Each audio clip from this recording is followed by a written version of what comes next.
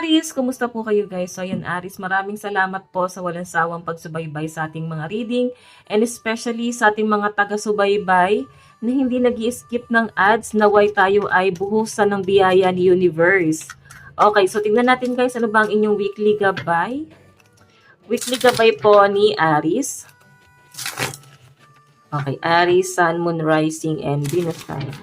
Weekly gabay. Aries, Sun, Moon, Rising, and Venus sign. So guys, meron tayong Nine of Swords. Nako, betrayal, pagtataksil. May nakikita ko dito, Aries, na kailangan mong iwasan mga negative energy, mga disappointment na maaaring ma-experience mo this week, no? Nasa-sense ko dito guys na parang kailangan mo na daw umalis sa mga toxic na energy, behavior, negative energy. Hindi na guys nakakatulong sa pag-grow mo. May nakikita rin ako dito, Aris, na parang kailangan mong pag-ingatan lalo na ang inyong mga pinaghirapan. So kung makikita mo, nasa-sense ko rito na hanapin mo yung value mo ngayong week na to. Kumbaga lahat ginawa mo, pero parang nandun sa point na kulang. And mag-ingat ka, maaring lalo na guys sa mga scam, baka mabudol ka. So mag-ingat ka lang guys, no? Pinag-iingat ka ng gabay mo ngayong week na to sa mga scammer, sa mga toxic na tao sa paligid mo, pinaalis ka na and maaring may papasok sa buhay mo someone from the past guys. So parang kailangan mo nang iwasan, Aris. Napaka-toxic ng energy na nasasagap ko dito. So tingnan natin guys ano pang ipapakita, Aris. So meron tayong Six of Pentacles. Kung makikita mo, ikaw ay mawawala pansamantala sa inyong goal, no? Hindi mo makikita kung ano yung kulang kasi mas naka-focus ka na tumulong sa ibang tao. Nakakalimutan mong tulungan yung sarili mo, Aris, no? Kung makikita mo, ayan, nakikita mo kasi rito na masyado ka nagiging kampante dahil ang daloy ng pera mo ay tuloy-tuloy talaga at alam mo na may panghuhugutan. Pero sa nakikita ko dito, Aris, ngayong week na to, mukhang magkakaroon ng mga conflict about transaction. Pwedeng magkakaroon ng delay or pwedeng hindi guys talaga matutuloy. Okay, kung mga transaction to or pwedeng mga biyahe. Nasa-sense ko rito guys kasi hangwan, no? Pwedeng meron kang travel. Ngayong week na to, pwedeng gala kasama yung mga friends. Pero guys, parang mag-ingat ka sa mga biyahe mo. Maaaring magkakaroon ng mga delay, conflict. Pwedeng, yun nga, mukhang hindi matutuloy. Okay, so tingnan natin. Aries, Sun, Moon, Rising, and Venus sign. Ano pa po? Spirit guide. Meron tayong death. So, may ending and new beginning na mangyayari sa buhay mo. So, pag-ingatan mo guys yung energy mo. Kumbaga, inaalis ka na doon sa mga negative. Nandun ka na sa point na sinisave ka na ng mga gabay mo. Hindi mo kasi kayang ipagtanggol yung sarili mo. Kaya yung mga gabay mo na ang mag-aalis sa'yo sa sitwasyon. So, paano mo malalaman yun, Aries? Pag alam mo ng sobrang conflict and dami na guys negative, andun na sa point na lahat ginawa mo pero hindi ka guys binavalue. So, ikaw mismo magkakaroon ng realization kasi pinaparealize na sa inyo ng mga gabay mo na hindi ka na para dyan. Okay, parang kailangan mo nang iwasan yung mga negative energy. Okay, so tingnan natin. Meron tayong the sun. So, nakikita ko rito guys yung new beginning. Mas mamahalin mo yung pamilya mo kung ikaw ay single mom or single dad. Nakikita ko ngayong week na to yung pagiging passionate mo sa pamilya mo. And nasa-sense ko rin dito guys yung pagiging hands-on mo. Sila yung pagtutuunan mo ng pansin dito guys. Okay, so nakikita ko rin dito guys yung pagiging, kumbaga dati hindi mo siya gano'n napapansin. So ngayon guys, mas mapagtutuunan mo na ng pansin.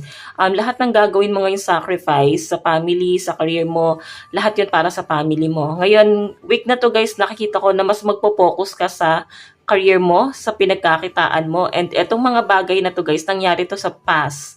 Okay, at maaaring bumalik ulit sa'yo. Okay, parang bumabalik na naman yung dating problema na dapat iniiwasan na ng mga Aries. Tignan pa natin. Maraming pinagdadaanan ng mga Aries dito. Tignan pa natin. Aries, meron tayong Four of Pentacles. So, nakikita ko guys yung pagiging ngayong week na to, kagaya nga ng sabi ko kanina, may struggle about finances. Hindi mo nakikita yan kasi tulong ka ng tulong sa iba. So, mas maganda pa rin guys na mag-save ka ng pera. Yun kasi yung sinasabi ng card. Kung makita mo, ito yung puno ng ito yung blessing mo, pero wala na siyang bunga kasi nakuha mo na. And kung makita mo parang nakayakap ka dun sa pentacles, I think parang kailangan mo munang isave tong pentacles mo ngayong week na to kasi parating na yung ano nyo guys yung tagsibol. Okay? Yung, kumbaga yung struggle mo sa finances, paparating na siya guys. Okay? And pansamantala lang naman daw yan guys kasi may new beginning naman dito, the sun. Okay? Mas mamahalin at mas pahalagahan mo yung career mo ngayong week na to. At ito yung mas pagtutuunan mo ng pansin. May nakakita rin ako dito, Aries, na mas magiging ano ka ngayong week na to. Kumbaga mas magiging lahat ng bagay na meron ka, i-manage mo talaga siya ng maayos, okay? Ayan, 5 of Torches. So, alam nyo guys, yung 5 of Torches, ito ay pagtatalo, kaguluhan, na parang feeling mo sinusundan ka ng problema, no? Ayan siya sa 9 of Swords. Parang sinusundan ka ng problema. Pwedeng kamalasan ng ibang tao na dadamay ka. Pwedeng kamalasan ng ibang tao na pag hindi mo pa nilayuan yung negative energy na yun, guys, hindi ka na makakaalis dyan. So, sinasabi nga ng mga gabay mo dito na parang kailangan mo ng alisan to. Tulungan mo yung sarili mo na makaalis doon sa toxic na yon. So, tignan natin guys, ano ba itong 9 of Swords? Meron tayong Queen of Torches. Kung makita mo, grabe na yung apoy doon, oh. Okay? Puro action, puro tulong lang ang ginagawa ng mga Aries. Puro katulong sa ibang tao nang hindi mo nakikita kung ano ba talaga yung kulang na sa'yo. What I mean, kakatulong mo sa ibang tao, hindi mo namamalayan na nagkukulang ka na sa sarili mo. Okay, so tingnan pa natin guys, ano tong 6 of Pentacles? 6 of Pentacles, meron tayong Temperance. So, eto guys, maaring sakit na to guys ng ibang tao. Maaring may mga umaasa na sa'yo. Kumbaga, dinepende na nila sa inyo guys ang lahat-lahat. And nakikita ko na may mga sasandal sa inyo. Meron din akong negative energy na nasasagap. Someone from the past na maaaring manggugulo sa buhay mo, babalik sa buhay mo. Ang pwedeng sa love life, pwedeng someone na pinrendzone ka. So, nakikita ko rito guys yung pagiging negative energy na tong taong to guys. Kasi hindi siya bumabalik dahil mahal ka niya. Pwedeng bumabalik siya para guluhin ka or dahil sa financial na pwede mong ibigay. 6 of Pentacles, ayun no. Okay? Tingnan natin guys, ano naman tong death. Okay, so guys, meron tayong, ayan, meron tayong 10 of Swords. New beginning to sa inyo guys. Kumbaga, aral na, no? Kung ano man yung naranasan mo na itong mga nakaraan, aral na sa inyo yan guys. Na parang hindi mo na kailangan balikan, wag mo nang pakialaman, wag mo nang hayaan yung sarili mo na madamay na naman sa gulo, or pwede mo mong hayaan ilagay yung sarili mo sa gulo, sa komplikadong sitwasyon. Kasi death and revert na to guys. Kumbaga, aral na para sa'yo itong bagay na to. And ngayon, nandun ka na sa point na pinagagaan na ulit ni universe yung buhay mo, and ginagawa na ulit kampante yung buhay mo, and nasa inyo na lang talaga yan guys kung hahayaan mo yung sarili mo na mapahamak na naman. Okay, so tignan natin ano tong the sun. So guys, meron tayong 8 of Cups. Ayan, so guys, sa pinapakita sa akin dito, yung 8 of Cups, ito yung mga bagay na tinatalikuran mo. The Sun, maraming opportunity ang dumarating sa mga Aries, pero natalikuran mo to kasi tignan mo, oh, pwedeng may ino-offer sa inyo or may nag-o-offer sa inyo na isang tao, napakagaan ng pakiramdam, yun ang nasa sense ko, or pwedeng pagagaanin niya yung buhay mo, may ino-offer siya na pera, tulong, ganun yung nakikita ko, pero nararamdaman mo yung gulo sa piling ng taong yun, guys. Kasi tinatalikuran mo, hindi mo tatanggapin yung tulong yan, guys. Kasi sabi natin, yes, tinanggap mo yung tulong at bukal naman sa kalooban ng taong yun, guys. Pero yung stress level na ibinibigay sa inyo, guys, hindi mo kaya. So, I think na doon ka sa point na wala ka nang pakialam ko ano man ang mabibitawan mo. Ang gusto mo dito, guys, ma-save mo yung energy mo. Kasi dahil sa negative energy na meron niyang taong yan. So, tignan natin ano ba tong 4 of Pentacles, Aries. Meron tayong Ace of Pentacles. Kung papipiliin ka, tumulong sa ibang tao or mag-focus sa career mo, nakikita ko ngayon this week guys, mas magpo-focus ka sa career mo. Four of Pentacles, kagaya ng sabi ko kanina guys, magkakaroon ka ng struggle sa pera. Or sabihin natin hindi naman totally struggle sa pera. Pwedeng napapansin mo na may changes na nangyayari pagdating sa career mo, sa sahod mo. Pwedeng marami ka kasing binayaran na bayarin na pwedeng monthly mo hinuhulugan or bills, pwedeng property. Okay, and I think ngayong week na to guys, mas pagtutuunan mo ng pansin yung kaperahan mo, yung career mo. Hindi ko naman siya guys nakikita na talagang lumalagapak eh. Nagkakaroon ka lang talaga ng worry kasi talagang nagkaroon ng changes pagdating sa sinasahod mo at parang hindi na normal.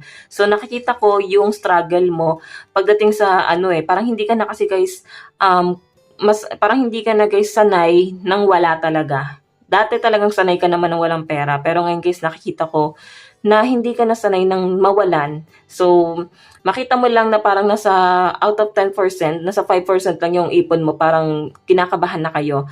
So, hayan, okay? Marami pa rin guys ang paparating sa inyo. Oo, ngayon mas mag-aano ka dito, Aris. Parang hindi ka hihingi ng tulong sa ibang tao. Okay, ang gagawin mo dito, Aris, mag-grow ka sa sarili mo. Parang kaya mo naman to sa sarili mo, hindi mo kailangan ng ibang tao. Ganun yung nasa-sense ko. Mas makikipagmatigasan ka sa taong yan, guys. Sabi natin, yes, maganda naman ang naidulot sa inyo, may naibigay naman. Pero guys, may nakikita akong sumbat na pwedeng ibigay sa inyo itong taong to. And maaaring may experience mo siya this week, guys, no? Masakit man sa kalooban yung nakikita ko rito, pero parang wala kang choice eh, kasi hindi mo naman ginusto yung mga tulong na ibinigay niya sa inyo before. Kaya ngayon guys, tinatanggihan mo yung mga tulong niya kasi nakikita mo na meron siyang pag-uugali na ipinapakita sa inyo, okay? So, tignan pa natin. Pagdating sa love life,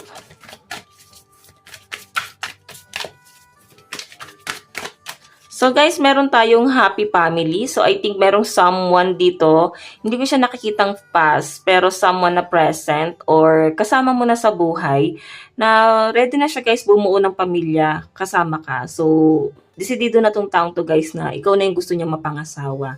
Okay, meron tayong Seven of Pentacles na naguguluhan lang talaga yung mga Aries dito guys kasi maaring hindi pa kayo ready na mag-settle down or hindi pa kayo ready na pumasok sa higher commitment, magkaroon ng pamilya kasama tong person na to.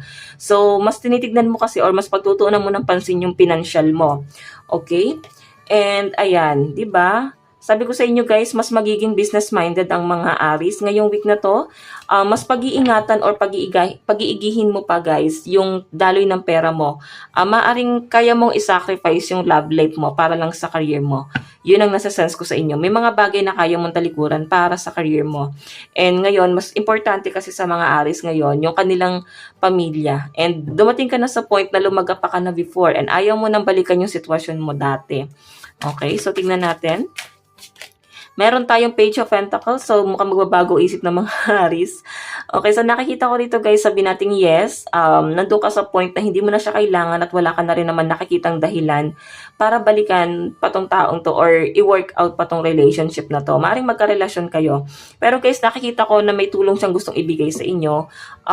Maaring pag-iisipan mo po pag-iisipan mo pa talaga siya ng mabuti. Okay? Nakikita mo naman talagang mahal na mahal ka ng taong to, pero marami talagang nag-a-admire sa mga Aries. And isa rin to guys na nagpapagulo sa inyong isipan kasi nandun ka sa point na gusto mo pa talagang mag-explore. And I think ang naging distraction ng mga Aries dito, yung offer ng ibang tao. Hindi ko siya guys nakikitang romantic partner, pwedeng mga kaibigan, kamag-anak, na gustong pag-aanin yung buhay mo Aries. Nasa sense ko rito na yun yung nagiging distraction mo. Okay, so tignan pa natin. Aries, weekly gabay. So guys, meron tayong watching cloud.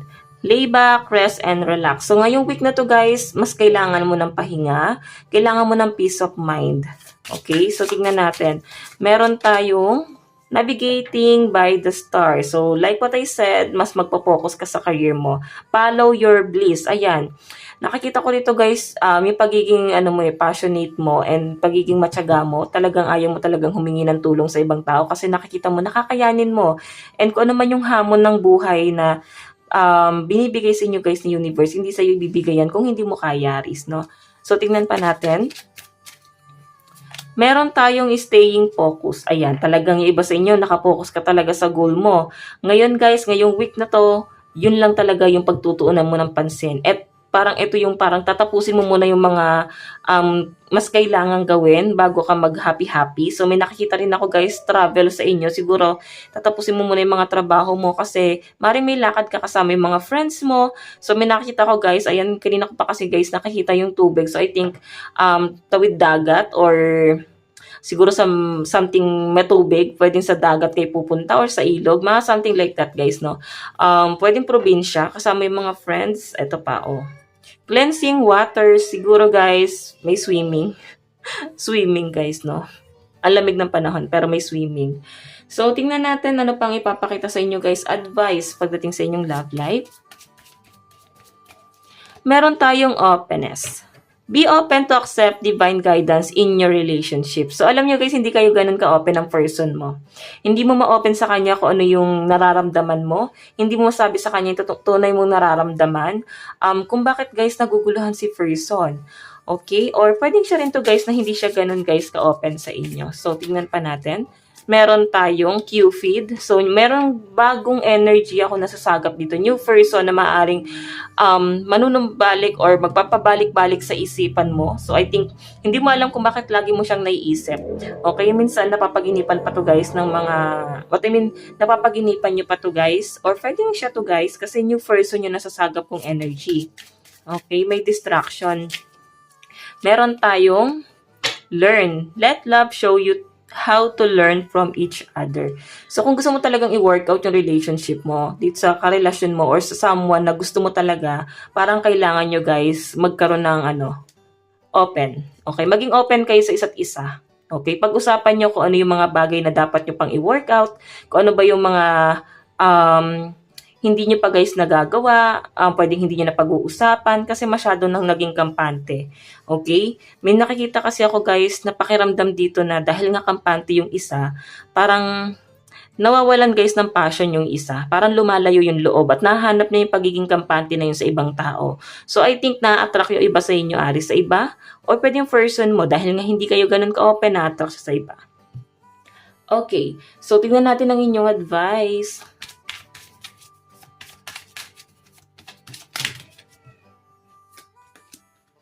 So guys, meron tayong compassion, nurture, giving, love, life. Ayan. Compassion. Meron tayong sovereign, ascension, transformation, visualization, sacred. What else? Spirit guide. Meron tayong message. Synchronicity, memory, mind, and healing. So this week guys, ayan, yun yung mas nasa sense ko rito, na mas ihihil mo yung isipan mo. Okay? Mas magiging klaro sa'yo yung mga bagay-bagay kung may mga bagay kang bibitawan. Especially offer na tong taong to. Na toxic yung energy guys. Sabihin na natin gusto niyang i-offer sa'yo yung tulong na yon dahil meron siyang hinihiling sa'yo. Nakapalit. Okay? So Aries, ito lang naman po ang inyong reading. Hanggang sa muli. God bless and love you all. Thank you.